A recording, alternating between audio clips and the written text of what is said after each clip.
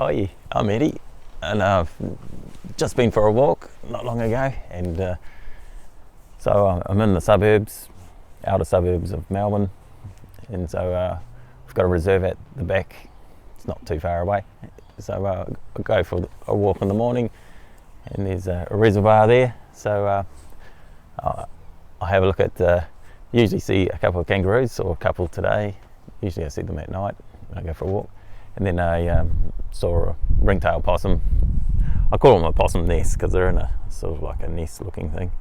And he's always there every day. Doesn't seem to move much. They come out at night, of course. And yeah, that's about all I saw. But the reason why I bring this up is trying to be more connected within my body. So what I've been doing is learning to breathe. So everyone knows how to breathe, and of course, but I remember a few years ago I used to feel like I was almost out of breath, and my brother almost collapsed because he was out of breath and he wasn't diaphragmic breathing. So and neither was I. So so when you breathe, just breathe normally. Just put one hand on your diaphragm, which is on the bottom there, and one hand on the top. So when you breathe in, you can feel which one's going out and which one's is working. So and you want diaphragmic breathing is the best. So yeah. So and it's not always with breathing. It's not always the most breaths is going to give you the most oxygen in you, because there's a thing called a carbon dioxide oxygen balance. That's why when you're hyperventilating, you can feel quite lightheaded because it's not quite the right combination of carbon dioxide there. So, but anyway, so what I was doing when I was going for my walk, I was breathing in through my nose and then holding it just for a split second, and then breathing out through my mouth slowly. And the first time you do it, you think, oh, I wonder if I'm going to have enough air. But you can breathe normally if you want to in between, but just getting familiar with breathing like that. And then I realised a bit later on, the second time I went there, I realised when I breathed out, I could actually feel my heart, where my heart is. So if you think of that much volume, and when I'm breathing out, I breathed in, stopped, and then I'm breathing out, and then I stop just a little bit down, and then I go really slowly breathing out, and I can actually feel like my heart, and then as you're breathing slowly out the rest of it, you can still feel your heart. So that's something you could try and do yourself. So that connects your heart with your mind better. So I'll try and do it.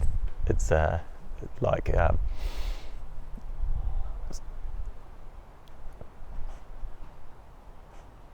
and then breathing out slowly, and you feel your heart, and then just keep with that feeling, and you do that for a while, and then I realised, I should try and connect my mind to my heart. So if you think of the same volume, and the reason why I did the heart first was because it's very easy to get stuck in your mind, as people do, but it's easier to do the mind bit and harder to do the heart bit breathing. So this is just something I came up with. I don't know, sounds wacky, but stay with me, it's going to lead somewhere. And so yeah, you got the volume there, and it's at the top when you stop, it's just a little bit, and then you can, well, there's the kookaburra going past, and just come down a little bit, and then concentrate on your mind, and then breathe out.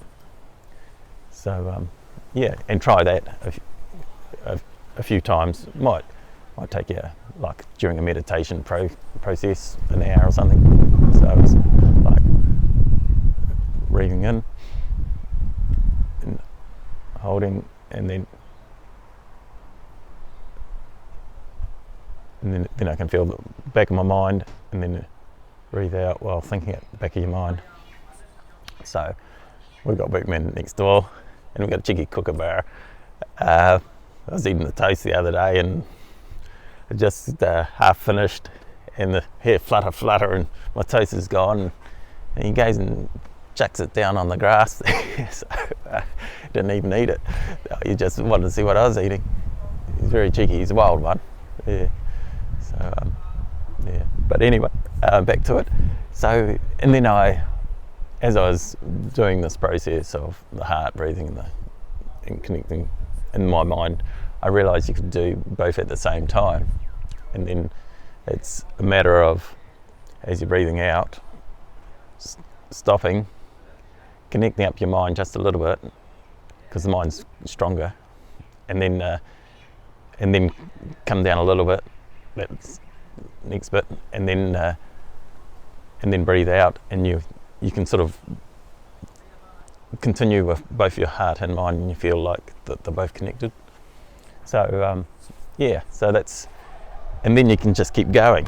You can think of your big toe, and then you can feel your big toe start to vibrate a little bit. So yeah, so it's kind of an interesting thing, and you think because you're breathing slowly, you might run out of oxygen, but it's more like you've actually got more oxygen in your system. So yeah, have a go. Hopefully it works for you. If you've got if you're not fit and healthy, or even if you are, maybe approach your doctor, make sure this is an okay thing to do. So yeah, so I'm just at the moment concentrating on being more connected within my body, but it's also I think in society we seem to be disconnected as well, and disconnected from nature. So get out in nature, and I was thinking just before that, you know, the right side of your mind is really about the why. I like to call it the why you do things, and it's sort of like the artistic, the creation side of you, and this side is like the how side of your brain. So the logic, and sort of like doing math, science and English sort of thing, and at the back of your brain is the do part. It sounds not do, but just the do part, and that is where all your, I think you have 70% of your neurons at the back of your head, at the bottom there, and that's just to control your body and movements and regulatory processes. So and that's 70%. So the other lot there's not many neurons in it, so like 30% or so. So look that up, and don't quote me exactly. It's as a percentage, you know. So yeah, that's but it's interesting when you're growing up and you're kids, like in primary school, you're doing the art and that sort of thing, you're using more of this side of the brain, and then and I think that's probably just to make it more exciting to go to school, and then I don't know, but anyway, and then later on, you know, the late primary school, you know, you're starting to learn maths and English, and then later on high school, and you're always concentrating on the logic side of your brain. So but you forget about the why side of your brain, and I think this is just to make good workers, I don't know, but like good little busy worker bees. But maybe I'm a bit skeptical on this, but anyway, so if you're doing, you don't want people like little worker bees that are questioning the system, I suppose. It sounds terrible, but yeah. But anyway,